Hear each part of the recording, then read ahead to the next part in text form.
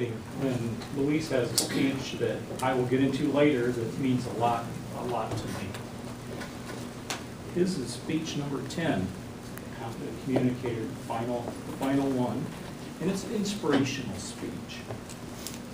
It motivates the audience to improve personally, emotionally, professionally, or spiritually, and relies heavily on emotional appeal. It brings the audience together in a mood of fellowship and shared desire. Builds the audience enthusiasm, then proposes a change or a plan, appeals to the audience to adopt the change or plan. His objectives today: inspire the audience by appealing to noble motives and challenging the audience to achieve a higher level of beliefs or achievement. Appeal to the audience's emotion, using stories, anecdotes, quotes to add drama. He wants to avoid using his notes. This topic is interesting. It's one that not too many years ago, people were very acquisition about. Question about this topic. It was not one that was front and center. It's now much more front and center, and that's a very good thing. Timer, this is an 8 to 10 minute speech. Let me welcome Luis Saenz in his CC10 speech, 1MN, 1WMN. And I think that'll make sense to you in a moment. Well, good morning, everybody. Welcome. You're an intern? Yes, Yeah, well, I hope that if you're planning on joining or just coming for today, I hope that it's a good experience. Today, I want to talk about a little bit about my job as a co-chair of Private Alliance of Consumers Energy, or PACE, which is one of the employee resource groups that the company has in the company to help promote diversity and inclusion amongst the workers in the company. The mission of PACE is to help support and create an environment that is safe, respectful, and supportive of the LGBT employees and their allies. The mission was based on the company guidelines and also on our reality as LGBT people in the world, that we're still struggling for equality and recognition inside and outside work. A couple of weeks ago on June 8th, I was part of a roadshow of the employee resource groups at one of our service centers in Kalamazoo, at the Operating, Maintenance, and Construction Service Center. And we were there to talk about the purpose and mission of each one of the employee resource groups. And I have to admit that I was nervous about it because the crowd is different, let's just put it that way. They're tougher. Not that we're not tough over here, but the culture out there in the field is different than it is here at corporate level.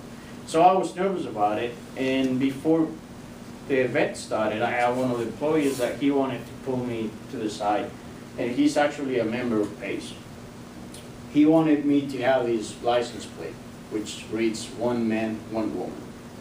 And he explained to me that that was his motto in life, that for many years this license plate, was on his vehicle, and now he's an advocate for the LGBT community. I don't know the reasons why he changed, but he wanted me to have it as a reminder that change is possible, that there's hope. So he said, whenever there's, rough times, tough times, just have that. And he said, you can do whatever you want with it, make it on a house, birdhouse, roof, or whatever. So I was glad to have that. And then during my speech, I kind of mentioned something what happened. I said, there's still hope. And he was brave enough to step up, and he said, well, I'm an advocate, and he said, I would just want to make sure that anyone that works with me feels safe. And so that he can talk or she can talk to me about what they did over the weekend with the spouse or boyfriend, girlfriend. And I say, and then that way at the end of the day, we can focus on making the job in a safe way. So he said, I just want to make things better for everybody that is around me. And I really appreciate that what he did. I normally would say that people fear the things that they're not aware of, or that they're not used to it. And that my job as a PACE member was to help educate people to become more comfortable on LGBT issues. But the events from Orlando last week make me also remember that there's a lot of people that actually also fears to come to good terms with something that they know of, and they're having a hard time to come to good terms with it. So I don't know what were the motives of Omar Mateen to commit this crime. He claimed to be allegiance to ISIS, but the fact that he targeted a community that has been, attacked for so many years, it makes me also remember that it could have been a hate crime. And speaking of that, I grew up in a Catholic family and a Mexican macho culture where I was afraid to come to good terms with my own reality. And for so many years I struggled with it, and I just kept building up these feelings inside me. And I'll remember being out with my friends, out drinking or just having fun, and I'll see people that they dare to be different and to be unique and to be themselves, and I'll have these rage against them. And sometimes I act up on it, and I'm not afraid, proud of what I did, but it was the only way I could deal with those feelings.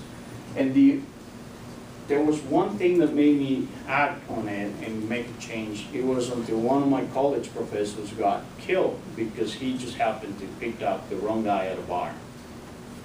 I remember being so upset about it, and not so much because he got killed, but because his family paid for it to be reported as a result of a robbery, not as a hate crime.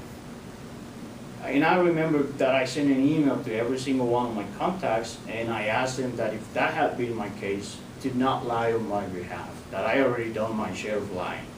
Because lying, it will only support and force people to keep telling other people, sending the wrong message, telling other people that it's not okay to be you, that it's not okay to be unique. So I also remember putting on this email, saying, talk to your family, talk to your kids, talk to your spouse, tell them that it's okay to be different and to be unique. Because who knows, maybe under the same roof that you are, and maybe next to you laying on the same bed, there's someone so afraid of being, honest and talking about the truth, and they have to pretend and lie for the rest of their lives.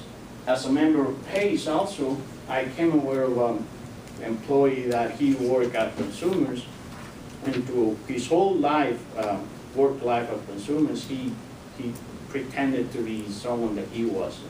And it wasn't until he retired that he pretty much came out.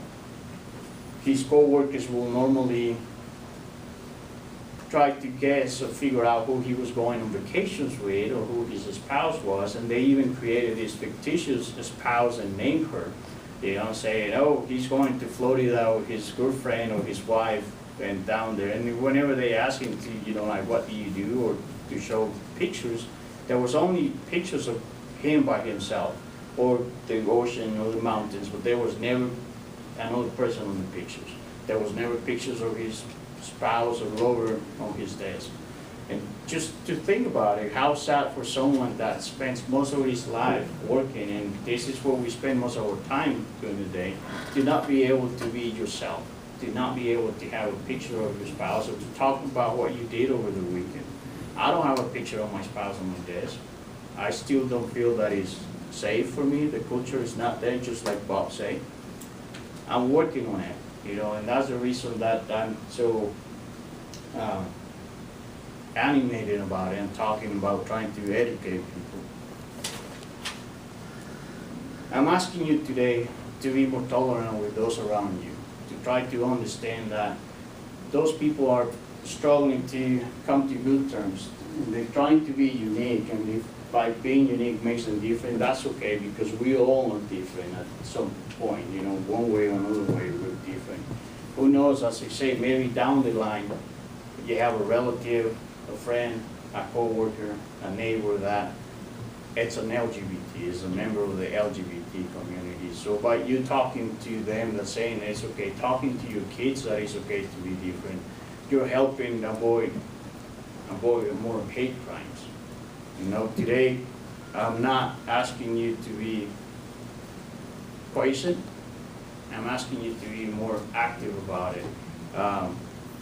President Obama said yesterday about the gun laws that they were turned down, that there's no more needs for a minute of silence. We need to be more outspoken about what we want and the change that we want to make. So Orlando reminded me that there's a long way to go, but this license plate gives me hope that there's change, that people can change. With that, I'll give it back to you, Colin, and thank you so much.